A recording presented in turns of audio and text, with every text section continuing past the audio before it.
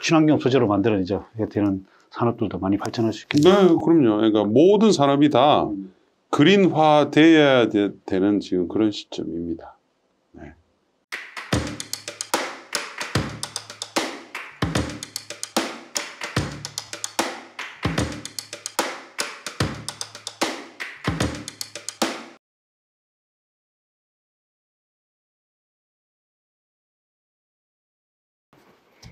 안녕하세요. 레슨몬TV의 훈훈입니다. 이번 인터뷰는 슈퍼개미 배재환 대표님을 모시고 한병화 이사님과 함께 신재생에너지 산업에 대한 전망, 그리고 신재생에너지 관련 기업들에 대하여 자세하게 투자 전략을 나눠보도록 하겠습니다. 이번에 모시게 된 분은 한병화 이사님이고요. 정부에서 에너지 전환 포럼 이사를 맡고 계시고 또 유진투자증권에서 그린 산업과 미드 스몰캡을 담당하고 계십니다. 한병화 이사님 반갑습니다. 네, 반갑습니다. 그러면 바로 질문 드리도록 하겠습니다. 네, 신재생에너지 사업에 대해서 먼저 질문 드리겠는데요. 그린 수소 시장이 100조 시장이라고 합니다. 맞는 거죠, 이사님?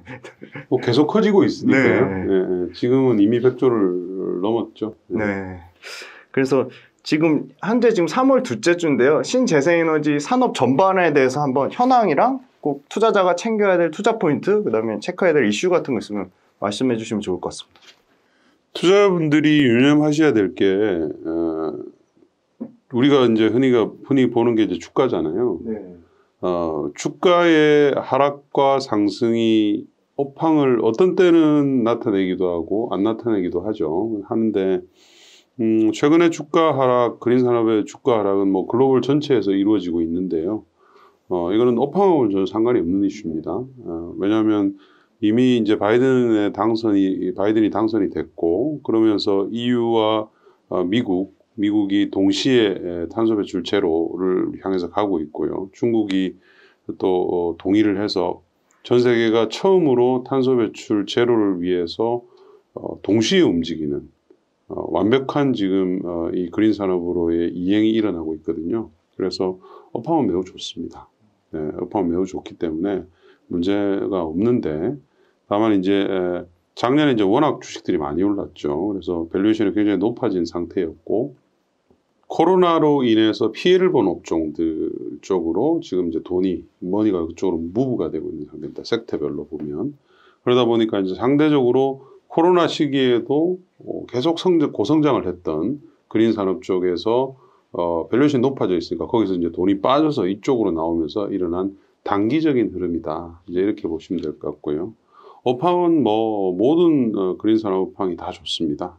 예, 뭐 풍력, 태양광, 수소, 전기차 뭐 할 거 없이 거의 월별 단위로 계속 성장을 한다. 이제 이렇게 보시면 될 것 같고요. 그래서 지금 뭐 최근에 이제 투자를 하신 분들이 많은 분들이 이제 질문이 그러실 거예요. 야, 이거 그린 산업 관련도 좋다고 샀는데 상투자 받네, 이거 지금 팔아야 되는 거 아니냐, 뭐 이런 질문이 많으실 거예요. 뭐 아마도 이제 올해 이 분야를 투자하신 분들은 뭐 그러려니 하실 겁니다. 예, 이런 케이스들이 지난 뭐 한 20년 동안 뭐 1년에도 여러 번 반복이 되어 왔던 상황이기 때문에 저도 뭐 전혀 감흥이 없어요. 예, 많이 빠졌지만 근데 이제 주식을 안 하다가 하신 분들이 아마도 주로 이 TV를 이제 보실 거고 한데, 그런 분들은 어떻게 보면 좀 약간 충격이 있을 수도 있으시겠어요. 고점에서 뭐 한 30-40% 빠져 있고, 주가는 뭐 끝도 없이 빠지고 이러니까 이제 불안하시겠죠. 근데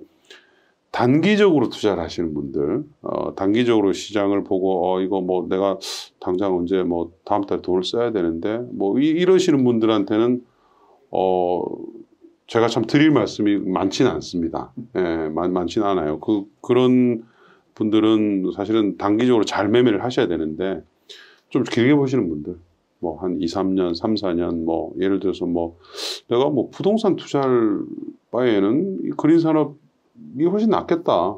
뭐 당연하죠. 왜냐하면 산업이 제로에서 100%로 앞으로 30년간 가야 되는 그런 스토리니까요.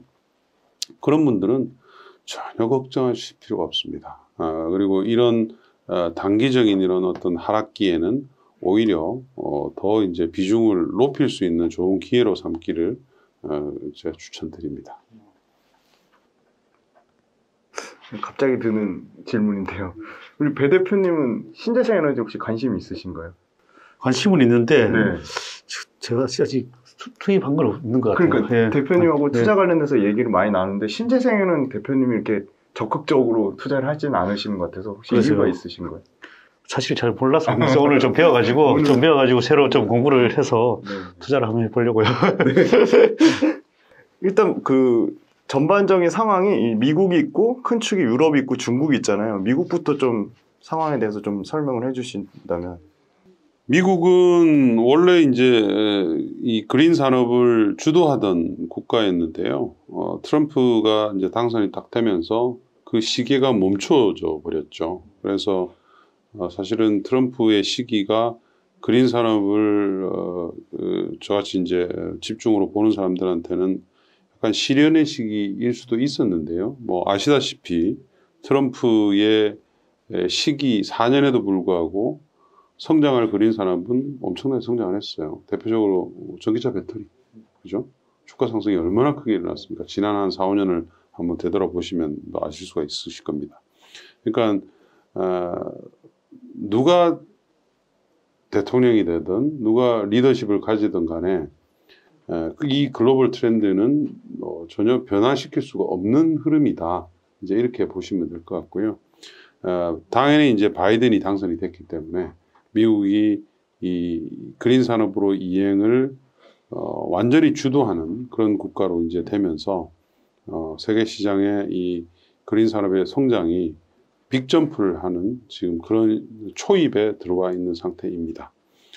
그래서 올해도 이제 여러 가지 모멘텀이 있는데요. 그린 산업에 정책적인 모멘텀이 그 지금 슬라이드 처음에 이제 보여드리는 걸 보시면 4월 22일 날 이게 지구의 날이거든요. 지구의 날에 바이든이 기후변화 정상회의를 개최를 합니다.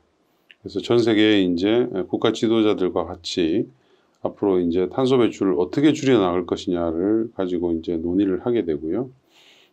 뭐 당연히 미국은 지금 다른 국가들보다 앞서서 예를 들면 2035년까지 모든 전력을 탄소 배출을 제로로 한다라든지 전기차나 수소차를 대규모로 확대를 하는 지금 정책들을 계속 내고 있고요.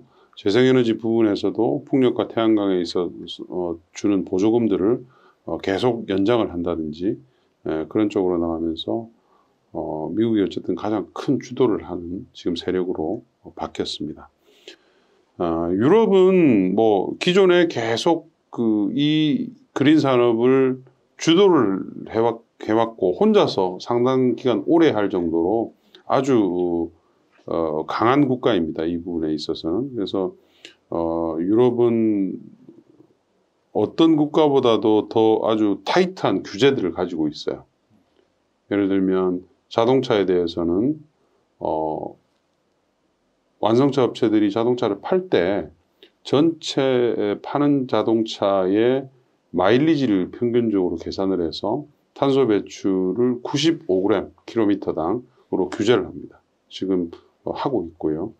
이 규제를 2030년까지는 37.5%를 낮춰야 돼요.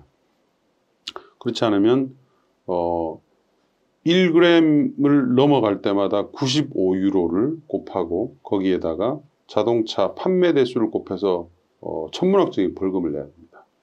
그러니까 전기차를 안 할 수가 없죠. 그래서 EU가 전기차 시장의 중심이 작년부터 되었고요. 우리 배터리 업체들이 전부 거기다 납품을 하기 때문에 성장을 한 거죠. 그런 흐름은 올해 더 강해집니다. 왜냐하면 이제 올해 여기는 제가 슬라이드를 그건 준비를 안 했네요.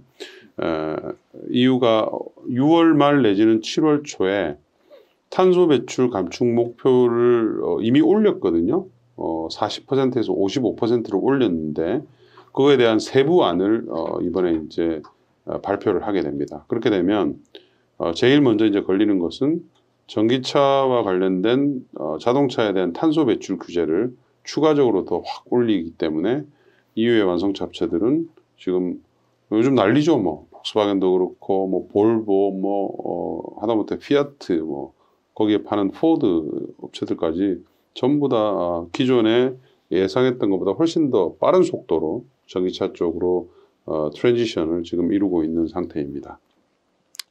중국은 전 세계에서 가장 큰 그린 산업을 가지고 있어요. 풍력, 태양광, 뭐 전기차, 뭐 수소도 요즘 뭐 굉장히 어그레시브하게 하기 때문에. 근데 단 한 번도 최고 지도자가 나와서 중국의 탄소 배출 제로를 갖다 언급한 적이 한 번도 없습니다. 왜냐하면 이제 다 굴뚝 산업이 주력이잖아요, 중국이. 그린 산업을 열심히 하긴 하지만 제일 큰 시장이긴 하지만 전체 중국의 산업으로 봤을 때는 아직 요만한 수준이죠. 그래서 자기들이 나서서 탄소 배출 제로를 먼저 얘기를 하면은 자기 경제 피해가 너무 크겠죠. 그래서 단 한 번도 그렇게 얘기를 한 적이 없었습니다. 근데 이제 작년 이제 트럼프가 딱 그만두기 직전에 이미 이제 중국은 눈치를 이제 챘겠죠. 아, 이거 트럼프 희망이 없다. 그때 이제 유엔 총회가 열렸어요. 유엔 총회가 열렸는데 트럼프도 오고 이제 시진핑도 오고 다 왔는데 그 자리에서 이제 시진핑이 아주 서프라이즈한 발표를 했죠. 2060년 이전까지 탄소 배출 순제로를 달성할 거다. 목표를 제시를 했어요. 그리고 2030년, 앞으로 10년 안에 중국의 탄소 배출의 피크를 만들겠다. 고 이제 발표를 했습니다. 그래서, 바이든이 당선되고 시진핑이 얘기함으로써 이제 글로벌 탄소 배출 순제로, 넷제로 또는 이제 중립이라고 합니다. 하는 세상으로서의 이행은 앞으로 30년 안에 극적으로 일어날 겁니다. 극적으로 일어날 거고, 이거는 이제 무엇을 뜻하냐면, 인류가 고도로 성장하게 된 게 산업혁명이잖아요. 그죠? 1800년대 후반에 우리 증기기관의 발명으로서 이제 시작이 되었고, 그때서부터 이제 우리는 엄청난 탄소를 배출하게 된 거예요. 한 130년간. 그 위에 우리가 고도 성장을 했죠.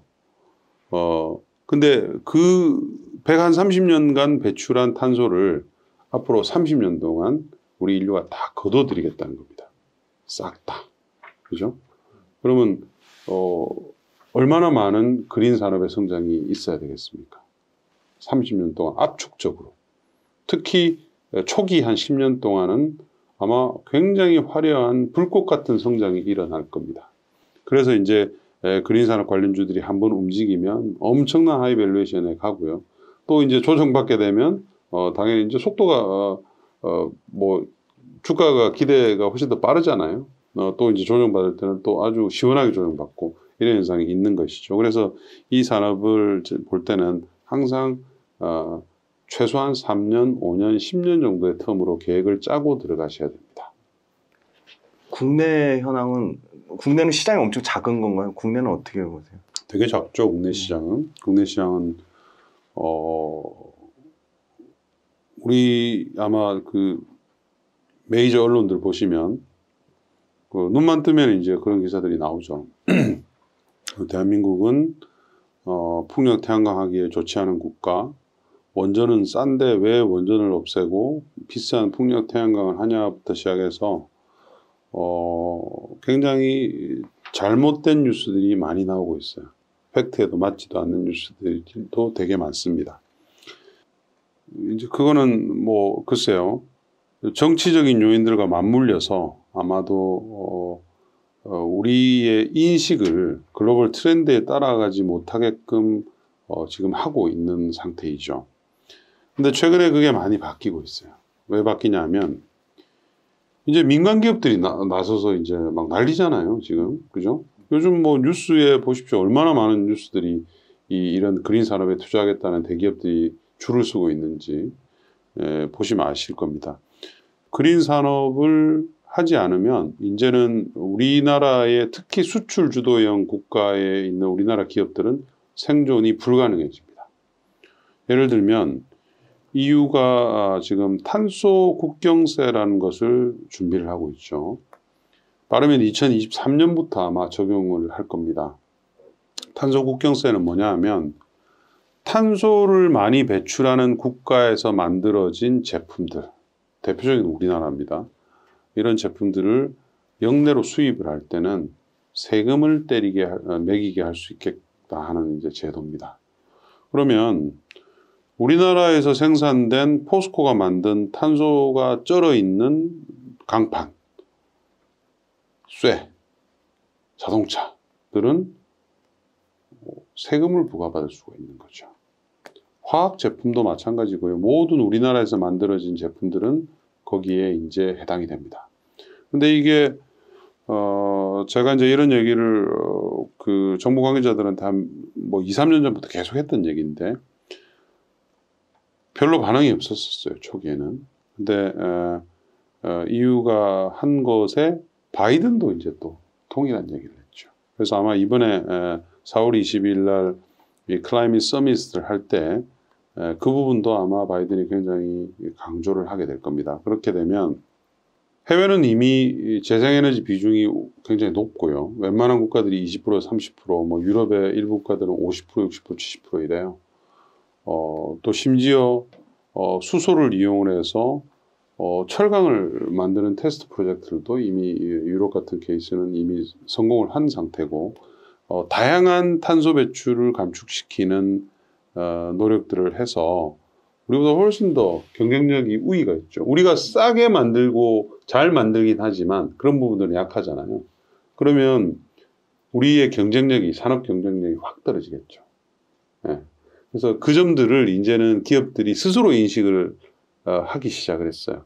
그래서 대표적으로 SK가 RE100이라는 단체에 가입을 하겠다고 발표를 이미 했고요. 하나둘씩 가입을 하고 있습니다.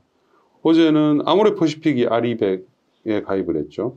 RE100이 뭐냐면 이제 그 부분도 아마 모르는 분들도 계실 건데 자기가 제조하는 또는 자기한테 납품하는 기업들한테 다 재생에너지를 이용을 해서 만들어서 납품을 해라 또는 우리가 공급을 하겠다 뭐 이런 내용입니다. 전 세계에 약 한 280개 되는 글로벌 대기업들이 대부분 다 여기에 가입이 되어 있어요. 그래서 SK도 하이닉스도 그렇고 삼성전자도 그렇고 지금 애플이나 구글이나 이런 RE100에 가입된 고객들로부터 엄청난 압박을 받고 있죠.